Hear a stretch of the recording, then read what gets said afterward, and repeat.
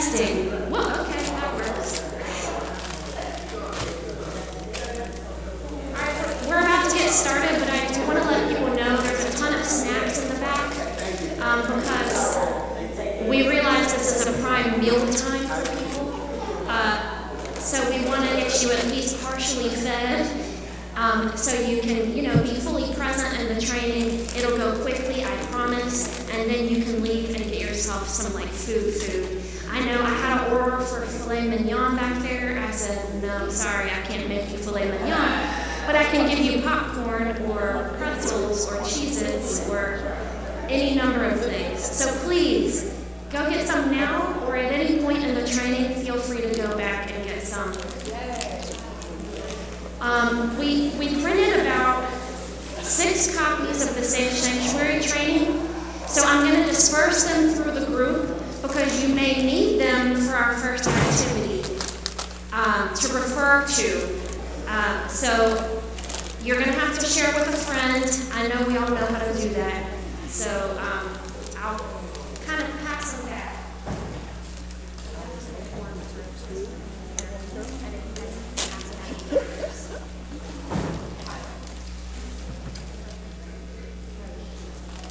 Okay, raise your hand if you've attended a Safe Sanctuary training within the past 5 years.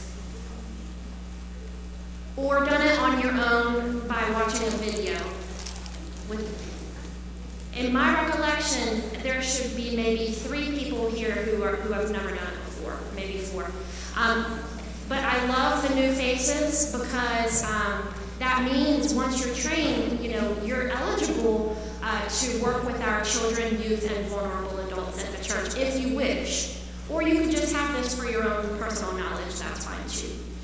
All right, so I'm calling this portion the refresher portion because there's a lot of people who have already had this knowledge before about the policy and about what we do to prevent abuse. So we're going to go ahead and get started with, I bet you didn't know I was going to give you a pop quiz, did you? Well, now you do. But first, this is our training agenda. We're going to go through the quiz. There's going to be prizes. It's going to get your brain thinking. It's going to get you back in Safe Sanctuary policy mode. I'm going to introduce a new topic to people. We haven't talked about human trafficking in our church yet, but it is a form of abuse, and there are people who are particularly vulnerable to that who may or may not walk through our doors, so we need to know what to do and what it looks like. We're going to do a case study activity, and we have printouts for that. We're going to review again about how to report if we have a concern. Question and answer session. Many of you throughout the year, you have really good questions. You'll come to me and you'll be like, X happened, what should I do? Or what would happen if we did this, this, and this? So this is a chance for us as a group to have question and answer. And then everyone who has been trained before in the past, this will be your time to be dismissed because you'll be done with your refresher session. We'll still have evaluation that I send out to you. It'll be a Google form, and you'll fill it out. Once you're done with that, you're done. And so my assumption is that everybody who has been trained before, and we'll talk about this too, where do you find the Safe Sanctuary policy in the church and online, and that you know how to access the information that you need. So let's get started with the quiz. I've got prizes. All right. First question. It's only 10 questions, guys. We can do this. When did the General Conference of the United Methodist Church first adopt a resolution aimed at reducing the risk of child sexual abuse in the church? And it's A, B, C, or D. Yes, yeah. Ding, ding, ding, ding. Correct. All right. Do you like M&Ms? No. I'll take it. Or snack from the back. All right. Is that time? Because it's made by the No, Oh, got it. All right, yes, it was 1996. So that was around the time that the country as a whole was sort of wrapping their heads around some of the scandals of the Catholic Church and some other church encounters, and so the Methodist Church got real serious about it. Number 2.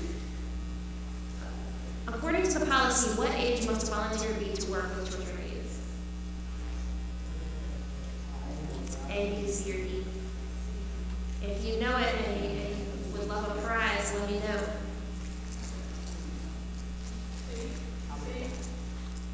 All right, do you like M&Ms? So is the moral of the story is that Ernest is going to be full of M&Ms by the time. Okay. Yes, it's C, at least 18 years old. All right. Number 3, paid staff working with children. Oh wait, go back for a second. I didn't read this correctly. What age must a volunteer be to work with children? It's B. Yeah. No. It's the same. At least 16 years old and 5 years older than those that they serve. Now, paid staff working with children, youth, or vulnerable adults must be at least C, 18. Yeah. That's the difference. Yeah, I caught myself. All right, number 4. How often must volunteers consent to a criminal background check? As it is written in the policy right now. C, annually. Okay, so I went to a district training this summer, and the policy is going to be changing to read every 3 years. So if you know that you've had a background check with our church to be a volunteer within the past 3 years, you're good. And that is more in line with what like insurance companies insuring churches are saying is okay and acceptable. Because when you think about it, every single criminal background check costs money to run. So if you're a new volunteer for sure, and then every 3 years after that. Number 5. I'm praying everybody knows the answer to this one.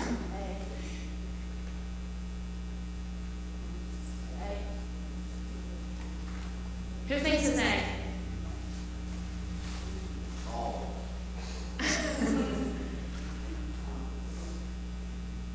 Well, it's definitely not C, because that doesn't really make any sense.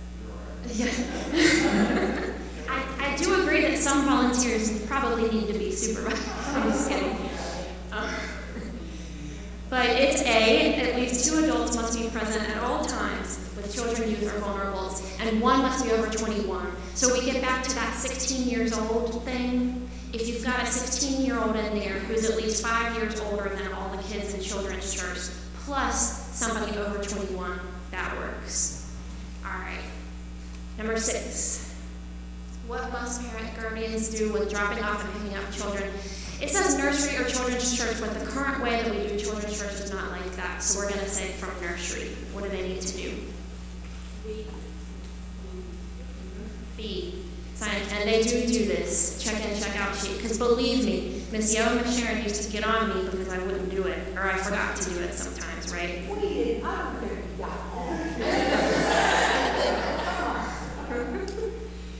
Well, they paid attention to that detail, which is helpful. Yes. All right, number 7. What is the church's policy on physical touch? And this is touch with a child, youth, or vulnerable adult, but this would really apply to anybody.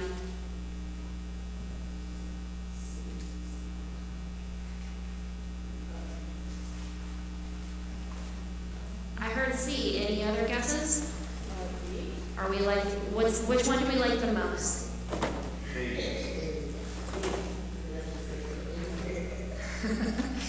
Wow, that's like super strict. It is C. Touch should be appropriate to the child's needs and preferably given when other workers are present. And because we have the 2 adult rule, the other worker would always be present. And I know that the nursery workers do a good job when there's like a new child coming into the nursery, talking to the caregiver about like the child's likes, dislikes. You know, if you know a child doesn't like to be touched, then don't touch them. Yeah. Mm-hmm.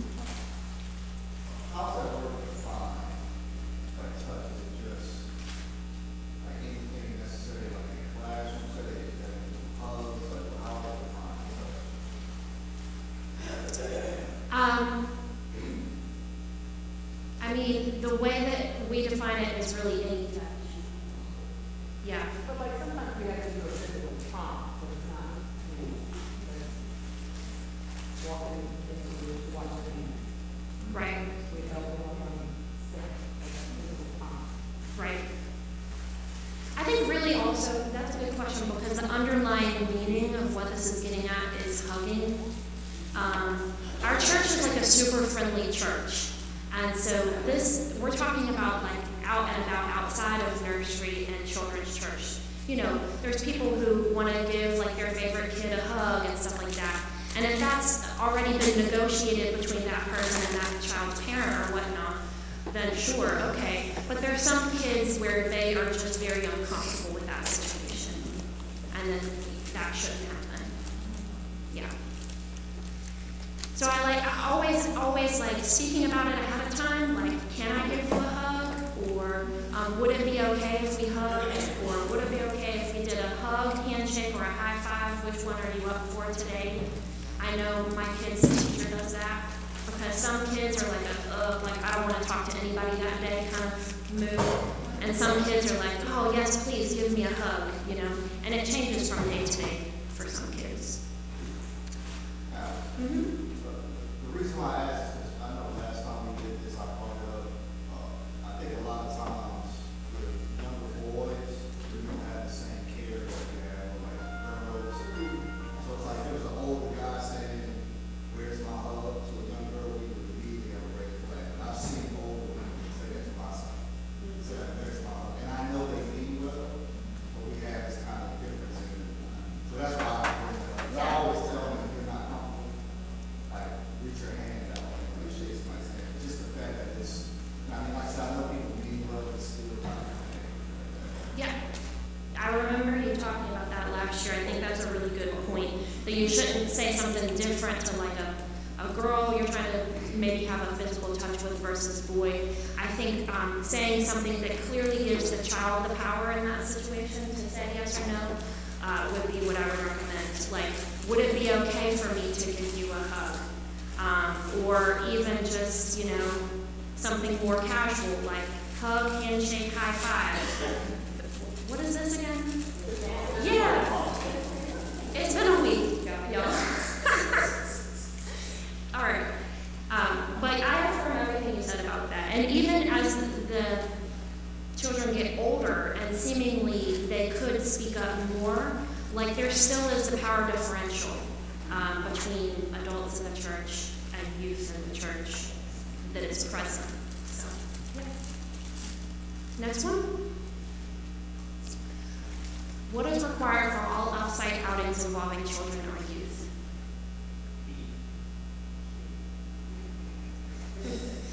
I like them. I like C. I'm like, what is this? and D, like, what? Okay, let's get a big group of us together. It is B. You can't just have the verbal permission, you need the written permission as well. And medical release forms, because you don't know whether people have allergies, EpiPens, special medical conditions, things like that. And we do have templates for that, the Safe Sanctuary Committee does. Hopefully we'll be having some of those outings like into the future. I mean, I have a current third grader, but you know, in the future, I'd like her to go do some stuff. All right, number 9. What must a church worker do if they suspect or observe abuse?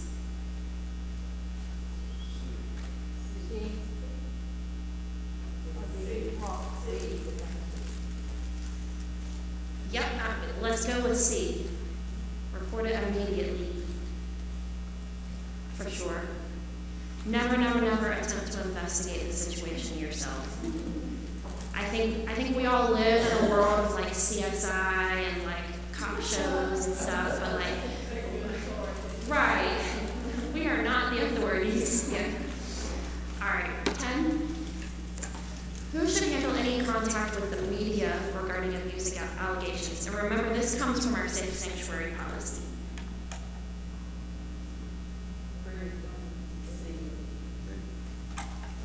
C, a predetermined spokesperson.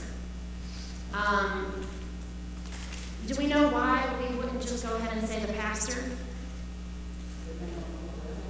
Yeah, what if they were involved? Yeah. Yeah. Exactly.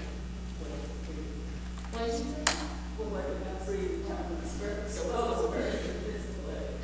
Yeah. Good question, Gloria. Maybe we should amend it to say predetermined spokesperson and then backup spokesperson. Something to that effect. This is like if this happens, which we hope it never happens. That's the whole point of our policy. We have a question? I just wondered, I couldn't hear what you said over there. Oh, I just said, what if it was predetermined spokesperson who was. Yeah.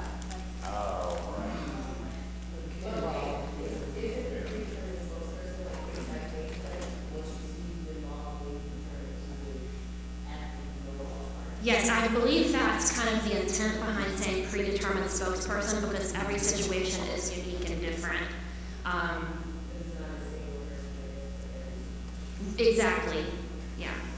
Like for example, what if it was, the safe sanctuary person's spouse or something? Then that person shouldn't be the spokesperson. This is an example.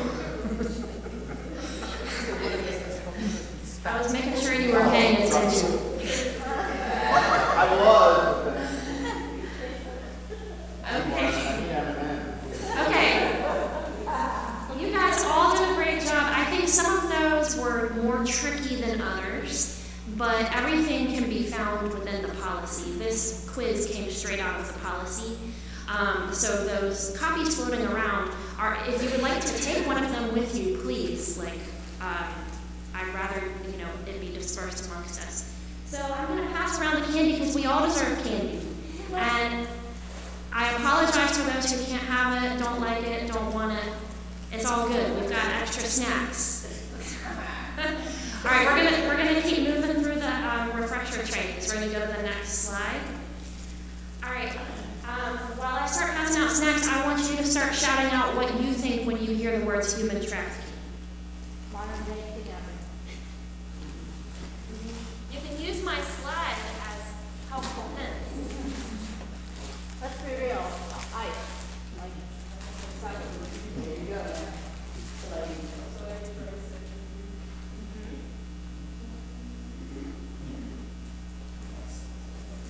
Yes. Did you say that?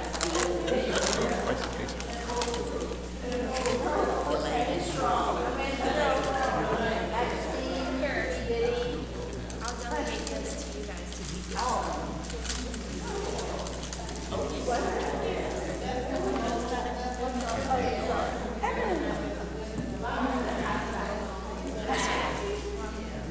Okay, I heard some really informative answers. It seems like you've been keeping up with stuff in the media. Is there any paper towels in there? Awesome. Well then, okay, I can have some helpers for this session. I just need a paper. Yeah, that's fine. So we heard, when I asked you to say what you thought about when you heard of human trafficking, I heard things like slavery, modern day slavery. I heard Super Bowl, which it is true that Super Bowl is a big magnet for human trafficking to occur. I heard Epstein. That guy's been all over the news. Yeah. So, just wanted to give you a basic overview. By no means do I call myself an expert on this, but I will say there was a huge push with Department of Social Services about, 8 or 9 years ago, to add this as its own category of abuse on the intake forms for child welfare. Because it doesn't matter whether it's labor, whether it's sexual, anything, who's doing it, whether it's a parent, somebody you don't know, whoever, any form involving a child is major abuse. So now it has its own category, which is good and bad. Good because we're recognizing it and we're learning more about it and we're incorporating it into our practice. Bad, that means it's growing. It's becoming more and more like commonplace, which is bad. Yes. Yeah.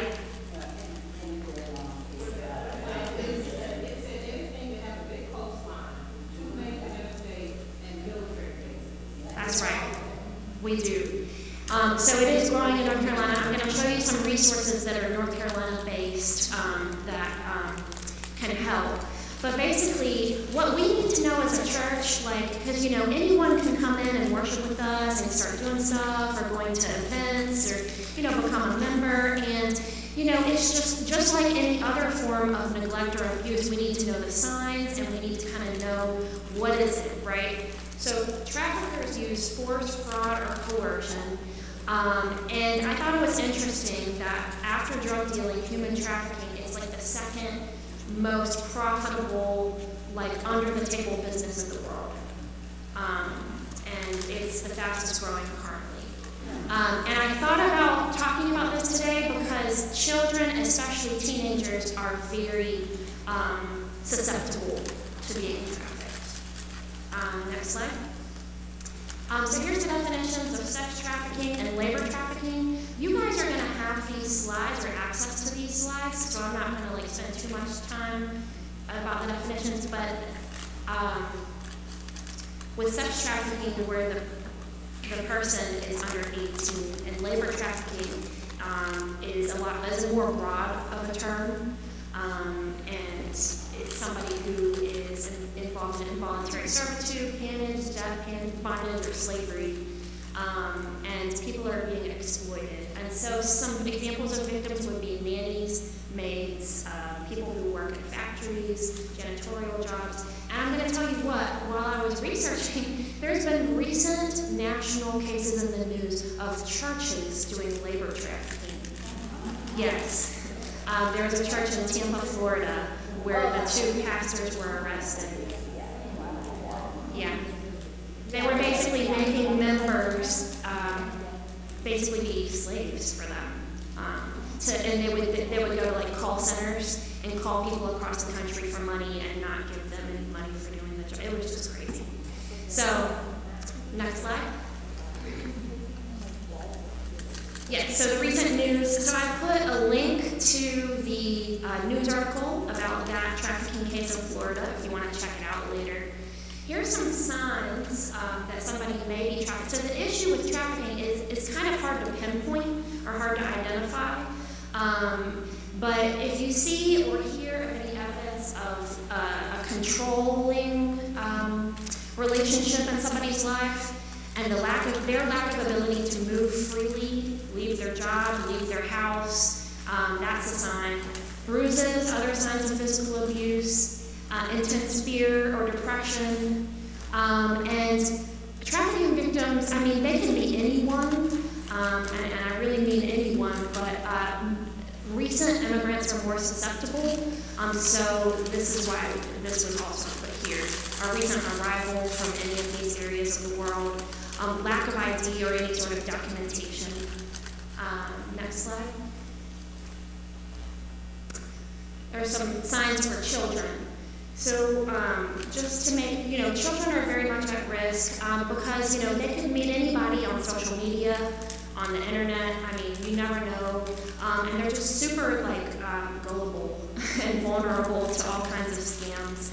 And this also holds true for some vulnerable adults as well in terms of being vulnerable to scams. But sudden changes in behavior, so unexpected secrecy, involvement in questionable people, physical indicators like we talked about before, having multiple cell phones, unusual access to money, unexplained absences from school, and then online solicitations. This is a big one to watch out for. It's like communicating with unknown adults that you don't know who they are. And I'm putting this here for a reason. So this you might not see this within the walls of our church, but it's happening in our community all the time. And you may come across this with friends or friends of friends, and it's helpful for you to kind of know some of the signs because then you can kind of help those people out as well. Next slide. So how to prevent, what to do. So if it was in the context of our church, you would follow the safe sanctuary policy, the reporting steps that we'll go over as well. And some prevention strategies, education, and awareness, particularly with children and youth, having them, understand what to look out for, strengthening community ties, caregiver involvement, And so here are some resources, and all these links will take you straight to the resource. So like I said, you'll get a copy of this PowerPoint and you can kind of explore. But I know Lanella mentioned that North Carolina is top 10 in the nation for human trafficking, and we have a lot of North Carolina specific resources. So Salvation Army, actually their place, Project Fight is based in Raleigh, and they're a good resource. And then there's a whole directory of resources for our state and a hotline as well.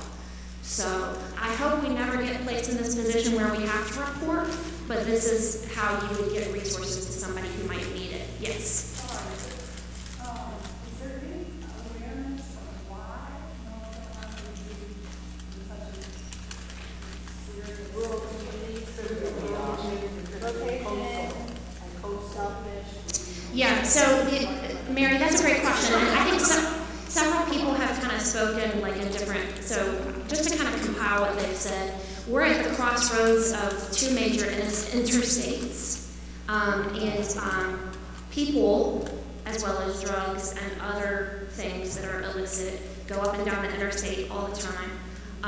So the corridor for that, but also we're the combination of these big urban areas plus these rural farms and rural areas. Because I actually worked with a child who was labor trafficked to work in a farm in Sampson County. So that happens as well. So North Carolina with the farms plus the urban areas, the interstates happening, the growth of the population, that's why it's growing in our area. Yes, I'm sorry, and the military bases. Militaries have the highest sexual abuse numbers, even in other countries. That's why we should get rid of those. Yeah. The U.S. has the highest? No, the military bases have the highest levels of sexual abuse. Yeah. And then, I mean, just keeping it real, like there's like strip clubs all over the place around bases, because when you think about the demographics of who works on a military base, is like mainly males, 18 to 25, and that's kind of becomes a hotbed for human trafficking. Yeah. Yes, and brains are not really fully developed. Yeah. Yeah. All right, so that was kind of my little piece about human trafficking. I wanted to add that to your toolbox as people in the world who might encounter that. Next slide. Okay, so, no, and that's why I have handouts. We have two case studies. So there's one on the front and one on the back. There's one that is about a vulnerable adult, and there's one about a child from Vacation Bible School. And so I'm going to have you self-select which one you want to look at. I want you to look at it, and there's 5 questions that I want you to think about. And then I'm going to ask people after you've picked one and looked at it to get into like either group 1 or group 2. But I'm not going to force you to be in either group. You're going to self-select which one you would rather look at. So.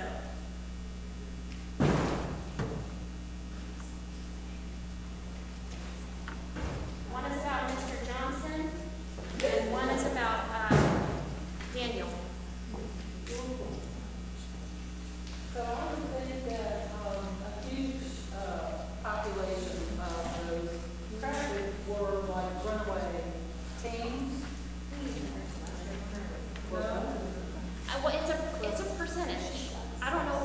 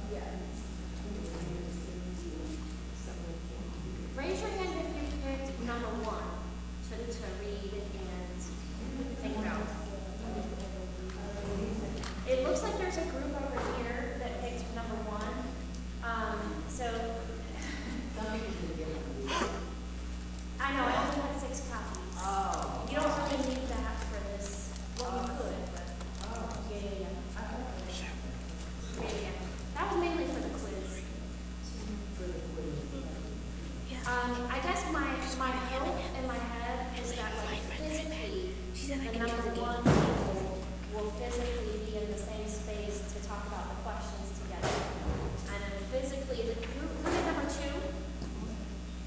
Maybe putting yourselves closer to the back, so then we can have these conversations. That would be awesome. Everyone would like to learn about the safe sanctuary policy. Yes.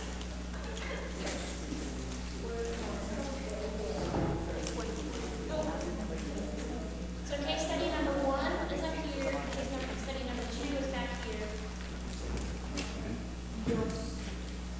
I'll just give you a few minutes, I would like you guys to kind of share out your thoughts on these questions. For some of them, it's not really a right or wrong answer, it's to get you thinking, right, of what's happening.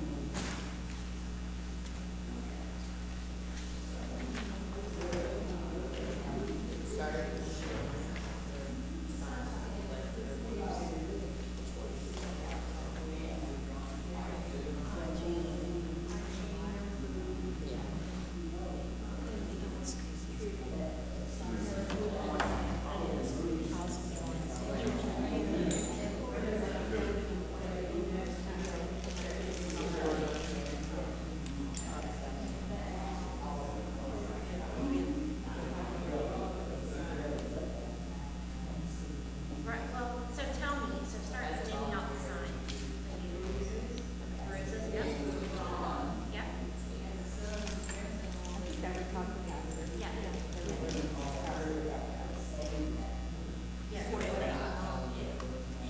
Yeah, oh, yeah. That to me is like super consistent. Yeah. These make excuses for certain things. Yeah. It's like, How is it different? What about? Then it would probably be sudden change. but then you wonder, is his grandson, where is his grandson? Or, you know what I mean? Something that all of a sudden, Taking it because it can't, that's right. because if it was a regular week, so Yeah. for a little while, and all of a sudden. That's right. If the pastor wasn't. Because we said at child welfare too, like, don't take a case for the correct soul based on someone who just not operating in poverty. There needs to be like an active, different beyond that. Different groups. Yeah. And people can't differentiate that a lot of the time. Because I think we're supposed to, yeah, there's a order of conduct, right? And So saying what what steps, it is. what steps should the, If we could figure it out by looking at the Should the volunteer policy, and if we staff needed members- to, like if this was vacation Bible school or something. And we're actually doing social worker. So she would Yeah. Can't be able to talk to that.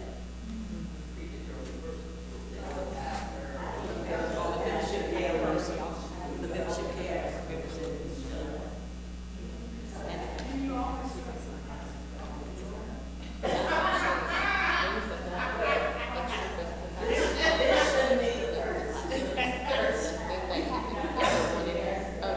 So let's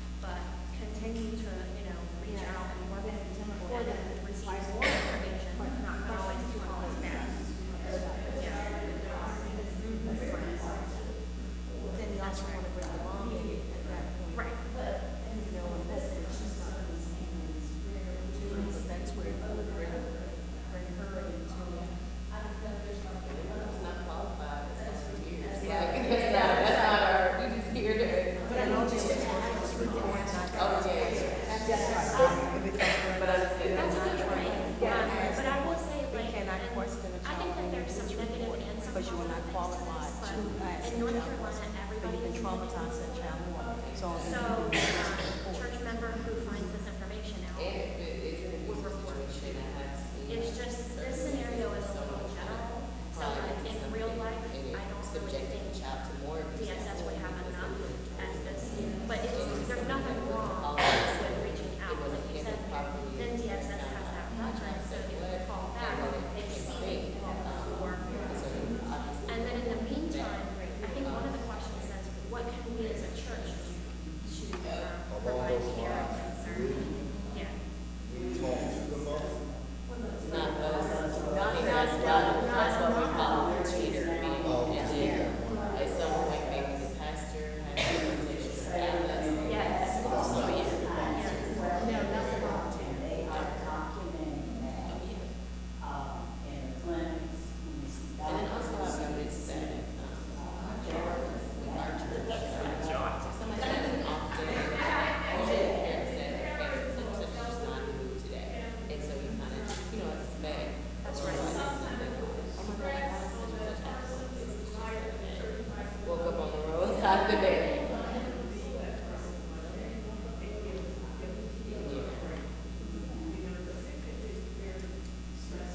Oh, yeah, like arrested, it's like.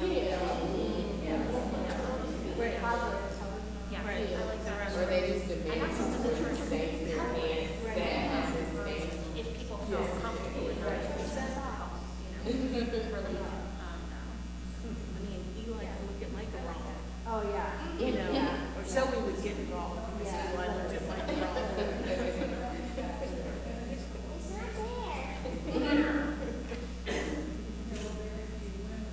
So how can we ensure he's safe, but also that he's cared for, okay, without crossing all the boundaries? Part is just like a normal kids, and listening to them, and I think that Oh, for sure. reminds us. Right, it's, you can only say what you know, what I mean? Um, And you can say that you have suspicions, and then the agency has a whole structured intake process, and if it meets the definition for them, then they go out, if it doesn't. And I think being But, able to what we adjust do control is how, as a church, we have something planned respond to church, for sure. that requires the kids maybe coming together. Yeah. Close sense of, so maybe, adjusting the activity to where, yeah. And just being okay with those things based on the situation. Oh, sure. Yeah. I think there's a, wow, okay, are you done? We're done.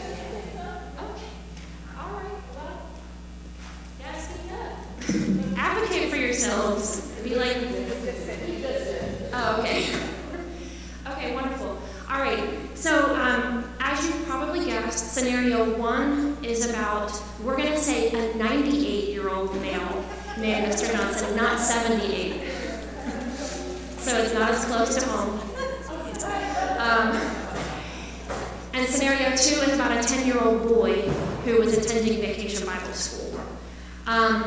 So I guess there were several questions under both, but what are some of the main takeaways that your group you're leaving the conversation taking away from that? What do you want to share with the opposite group? I can even give you the mic so everyone can hear.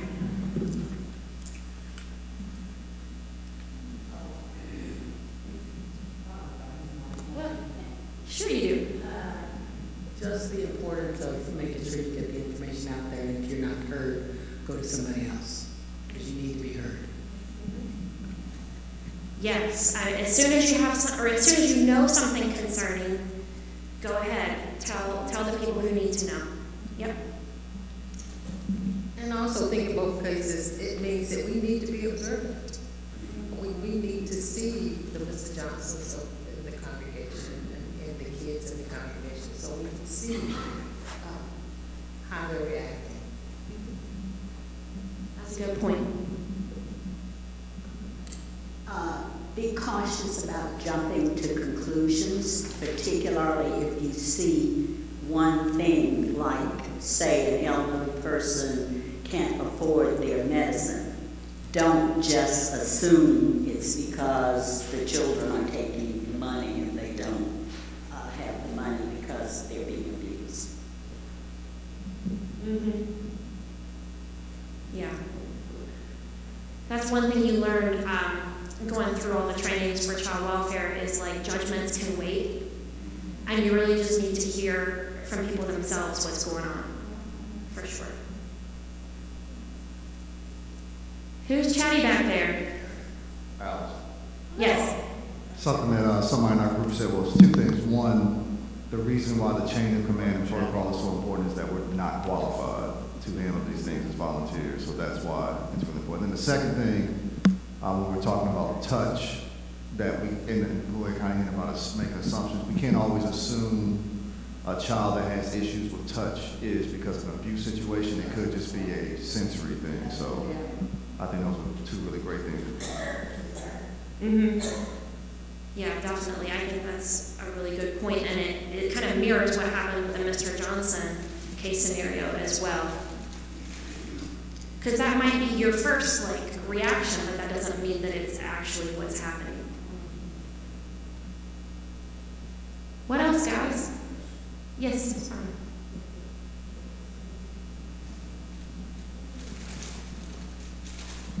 This is a general question.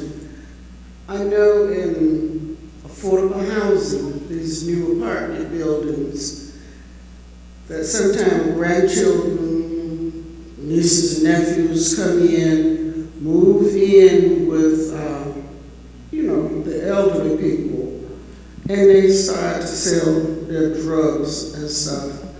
And then the neighbors are scared because, they're scared to report them because then they in fear for their own personal safety. Sometimes they, even though I think police probably patrol those areas, understand sometimes these drug sellers will even, they're standing outside the entryway to these buildings. And, it poses issue of safety with the tenants. But I was just wondering, are there any good ways to report these kind of situations and get them weeded out before they take over the building and put everybody in danger? Oh man, that's a difficult question. It's a complicated situation that you just kind of posed, but I know it happens a lot. I don't know if there's a good answer because I think it's also like a case-by-case situation. In an ideal world, we would all feel comfortable just calling the police in a situation like that, but I know that's not the case for multiple reasons, right? So.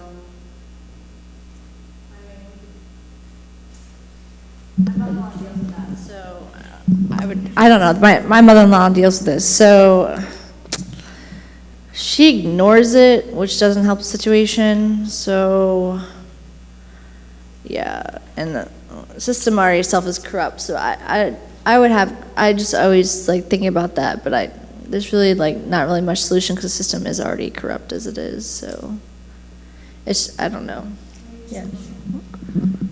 One suggestion would be if you know somebody or if they have a grandchild that's visiting, for them to actually call. So that way they're not putting their family member in jeopardy. There's always ways to get people involved without them being involved. Yeah, so I don't do DSS work anymore, but when I was doing that, I encountered a lot of people who were very scared to report on their neighbors, on their family members that needed to be reported on, because they were afraid that it was going to fall back on them. The one thing I would tell them is, A, you can report anonymously, especially with children, you can report anonymously.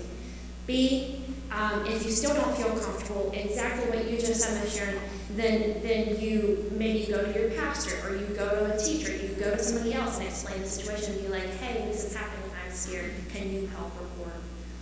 And it may have slightly better consequences, so that's a good suggestion. Okay. Thank you guys, I wanted to get your brains working after church. These case studies are obviously not real life, but as people have pointed out while we were talking, I mean, they could be.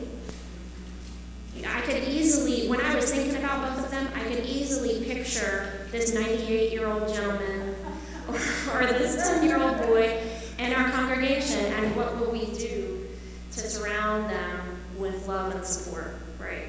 And so the last question, I don't know if there's an easy answer for that question, but it's something for you all as Safe Sanctuary trained people to think about going forth. How are we going to do that? Can we go to the next slide? Okay, I just want to share this again. This is from previous trainings, but this is the procedure. We talked about making sure you write everything down. So let's say something does happen and you need to report something that happened at church or something that happened to somebody at church. You're going to support the person with the most firsthand information to make that report. I'm going to have the numbers up there in a minute, so it's going to be in the slides. You're going to tell the pastor in charge. Now, let's say it was today, pastor's on vacation, so then you would go to the person who's in charge. That's why we don't just say the pastor.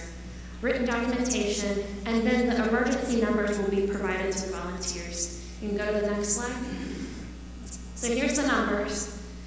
Durham Police, Child Protective Services, and Adult Protective Services. It always rolls to after hours. Let's say you made a report right now, it would roll to after hours for both Child and Adult Protective Services. Next slide. Okay.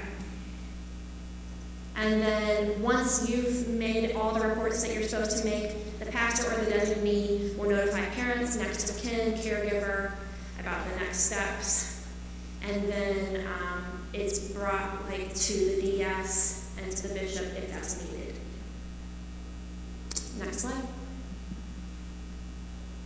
We talked about if the accused is somebody who's been working with the kids, that they will be removed from their position, at least while this investigation is going on, that we're not conducting. I think that's one of the takeaways from today, is we're not conducting, somebody else is conducting. And so once the safety has been assured, the pastor will let the accused know that the report has been made. And if it's a staff member, same thing, they'll be relieved of their duties. Next slide. And the predetermined spokesperson, if there's any immediate inquiries, and a written report may also have to be submitted to the bishop's office. Next slide. There we go. So I kind of ran through that quickly because it is spelled out in the Safe Sanctuary Policy, number 1. And I wanted to say it again because it is super important. However, I hope we never have to do it. Does that make sense? So I hope by speaking it into existence, we never have to do it. But my thing is, I can easily imagine somebody coming from Vacation Bible School and telling one of us about something that happened at their house. And that's a slightly different situation, but that's still something that us, as everybody in the state of North Carolina as a mandated reporter, would still report. But it's not like a situation where a staff member is abusing somebody at the church, if that makes sense. Okay. All right. So we've been raising questions throughout this training. This is our Q&A time, and also my time that I will be sending out email evaluations for everybody who's present today. If you did not RSVP, make sure you see me, because I want to make sure I have your email address. And then I'll get it out to you this afternoon. And it's not a quiz, I promise. But guess who it is a quiz for? Everybody who's watching it online after the fact. They do have to answer some quiz questions about the case scenarios. So what questions do we have about anything related to the policy today? Mm-hmm.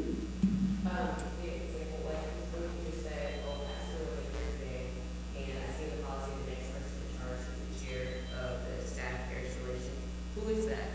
Who's the chair? Oh, okay.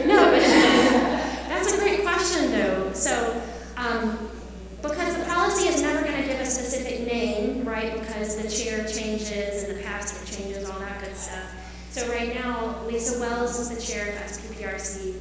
So if something happened today that we needed to do a report today, we would go to Lisa. And James will be the chair next Oh, yeah, and James will be the chair next year. Sanders.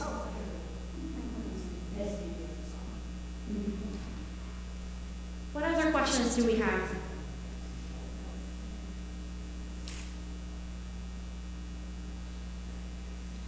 Y'all are like the kids in my class who know you're about to be dismissed, so you're like, I have 85 questions, but I'm not going to ask them.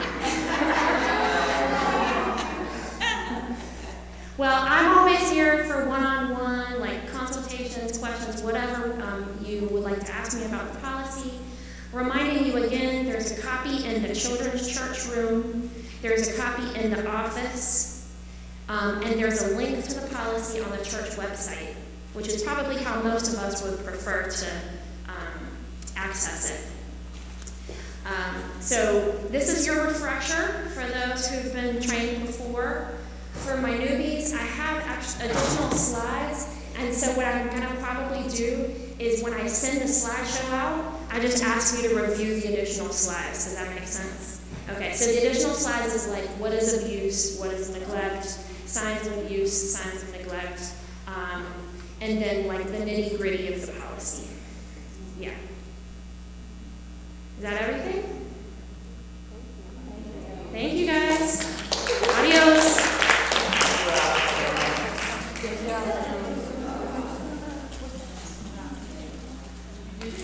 you.